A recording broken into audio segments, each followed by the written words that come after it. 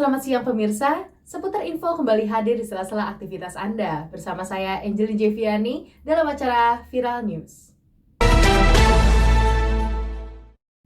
Pemirsa, gudang oli di Kecamatan Kelapa II terbakar hangus pada hari Rabu, 17 Mei 2023 malam hari. Lokasi kebakaran tersebut berada dekat objek vital di kawasan Lipo Karawaci. Salah satunya adalah SPBU Shell, sehingga harus dinonaktifkan sementara. Akibat dari kebakaran ini, sejumlah warga terpaksa harus mengungsi. YHSKIAL di Tangerang akan memberikan laporan terkait kondisi gudang saat ini. Sudah tersambung dengan reporter kami yang ada di lokasi. YHSKIAL, silahkan. Ya, baik, terima kasih Angelin. Kini saya ada di Kampung Bencongan dan bisa dilihat di belakang saya ada sebuah gudang oli yang baru saja terbakar minggu lalu, tepatnya pada tanggal 17 Mei 2023. Kebakaran ini terjadi sekitar pukul 6 sore dan kebakaran ini cukup sulit untuk dipadamkan karena ada banyak oli. Dan kini kita sudah bersama dengan Bapak Wiyoto, warga sekitar sini yang akan menceritakan tentang kejadian saat hari kebakaran. Ya, Pak. Ya, selamat pagi, Pak. Ya, selamat pagi. siang.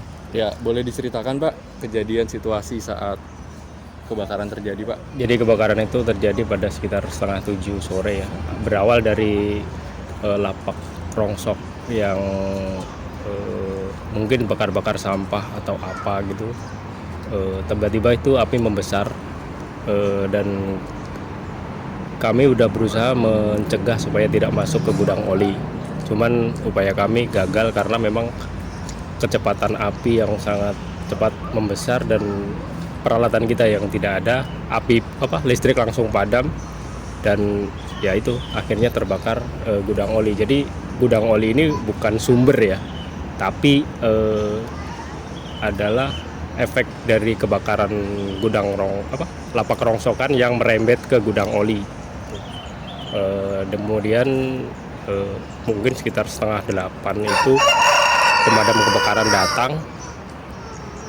Kita semua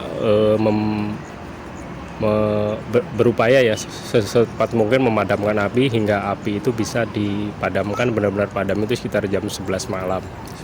Kemudian ya mungkin warga yang menempati lapak-lapak ini, kita juga banyak ya, saya rasa banyak warga yang menempati lapak ini, mungkin ada beberapa kepala keluarga yang akhirnya diungsikan ke musola terdekat. Kalau boleh tahu ada sekitar berapa damkar, Pak, yang diturunkan? Kurang lebih ada 7. Kurang lebih ada.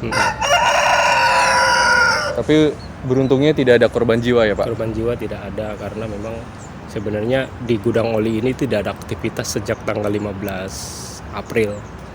Paling ada aktivitas juga ada yang ngirim tapi nggak sempat diproses. Maksudnya nggak sempat dimasukkan ke gudang gitu ya. Jadi drum-drum yang di luar ini itu ada yang drum yang baru datang. Dan karena tidak ada aktivitas, tidak ada karyawan, dan ini ya akhirnya ya di luar aja gitu. Ya, baik, terima kasih Pak Wiyoto atas waktu dan kesempatannya. Baik, sekian laporan saya kembalikan kepada Angelin di studio. Baik, terima kasih rekan kami YHSKIAL yang sudah melapor dari tempat kejadian. Sejarah terjadi. Band terkenal Coldplay mengadakan konser pertamanya di Jakarta. Konser akan diadakan pada hari Rabu, 15 November 2023. Namun penjualan tiketnya sudah dibuka sejak Kamis dan Jumat kemarin. 500.000 penggemar berebut tiket hingga terjual habis dalam hitungan menit. Hal ini membuat ribuan penggemar Coldplay di Indonesia kecewa dan menginginkan penambahan hari sehingga tagar Indonesia Once More Coldplay Dates viral. Menarik untuk mengetahui bagaimana perasaan dan pendapat warga mengenai hal ini.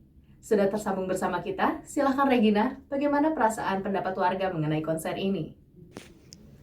Oke, baik, terima kasih Angelin.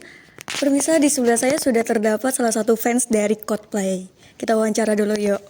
Halo Kak, boleh kasih tahu dulu namanya? Nama saya Nicholas Yunatan.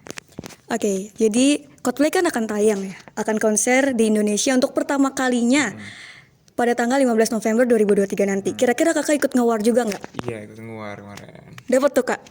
Kebetulan enggak sekarang. Waduh, gimana perasaannya Kak? Ya wes sedih dong, karena ya udah nunggu lama tapi ya nggak dapet tiketnya juga ujung-ujungnya kan. Waduh, bener sih. Terus harapan Kakak untuk Coldplay, konser Coldplay untuk dapetin tiket itu apa? Harapan sih semoga tiketnya diperbanyak lagi dan harinya lebih di-extend lebih banyak lagi untuk kedepannya kayak gitu sih. Jadi masih ada harapan lah ya. Betul. Oke, thank you ya Kak. Oke, mungkin untuk menanyakan lagi kita salah cari narasumber lagi kali ya. Oke, halo Kak. Halo. Boleh perkenalan dulu? Oke, nama saya Evelyn Yorina. Oke, Kakak tahu Coldplay? Tahu. Ngikutin gak tuh? Ikutin, aku juga war tiket tapi nggak dapet. Oh iya, gimana tuh rasanya Kak? Sedih pastinya. Kira-kira Kakak udah nge-war tiket tuh dari kapan sih Kak? Dari kan dia buka pagi-pagi ya. Iya. Jadi aku udah nge-war dari pagi-pagi, tapi udah ada masalah di rumah wifi-nya mati. Waduh, terus Itu solusi? kayak pusing banget kan jadinya. Gitu akhirnya sampai beli kuota dulu. Waduh, Tapi tetap gak dapet. Udah effortnya ya. Terus harapan Kakak nih untuk konser Coldplay yang bisa datang lagi gitu gimana sih Kak? Pastinya sih mungkin nanti tanggal-tanggal berikutnya, bulan-bulan berikutnya mungkin ada lagi ya konsernya supaya aku dapat gitu kan. Terus mungkin untuk aku kan masalahnya kan di servernya lemot ya. Jadi aku mau tuh supaya mungkin diperbaharui lagi servernya biar pasti banyaknya fans-fans yang kayak aku yang nggak dapat tuh supaya kita tuh juga dapat kayak gitu. Oke, jadi masih mau harap lah ya untuk bisa ikut konser. Bener banget. Oke, thank you Kak atas wawancaranya. Oke, jadi itu dia informasi yang bisa saya berikan kepada Angelin. Saya balikan ke studio. Baik, terima kasih Regina. Sebagai penutup acara ini, saya berikan kepada Vito. Saya Angelin Jeviani, pamit undur diri. Selamat siang dan terima kasih.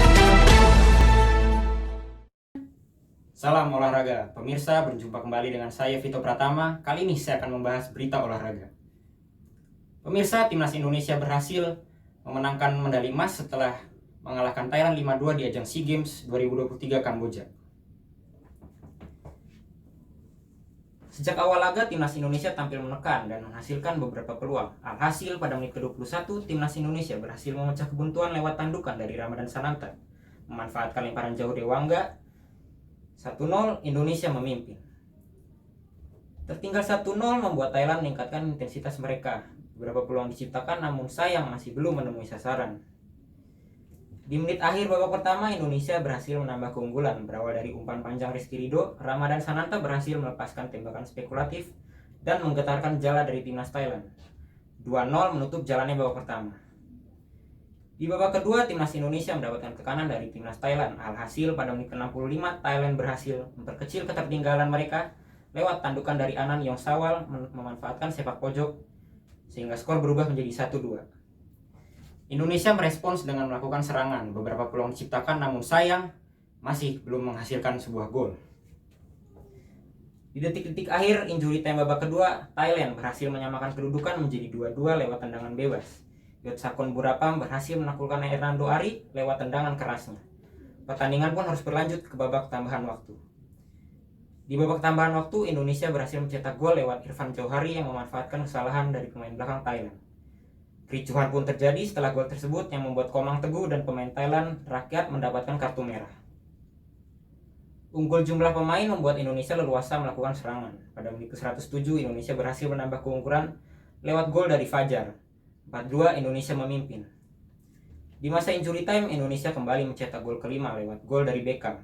Gol tersebut sekaligus menyudahi jalannya pertandingan dari timnas Indonesia dan berhasil menang dengan skor 5-2. Dengan hasil ini, timnas Indonesia berhasil membawa pulang medali emas setelah terakhir kali meraihnya pada tahun 1991.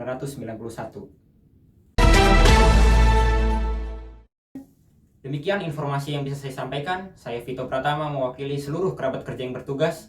Pamit undur diri dari hadapan Anda. Terima kasih. Salam olahraga.